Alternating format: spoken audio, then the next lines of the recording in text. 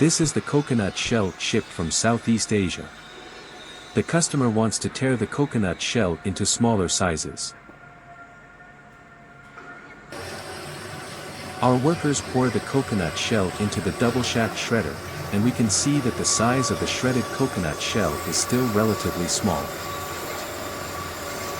The Kowloon Machinery's double shaft shredder machine is a widely used industrial shredder with low speed, high torque and high throughput, designed to efficiently process a wide range of materials.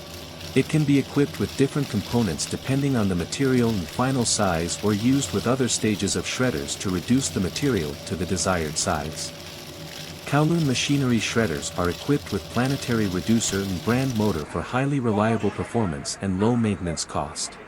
The JLSS double shaft shredder blade set is optimized for the processing of lignin and cellulose and is cost-effective and durable.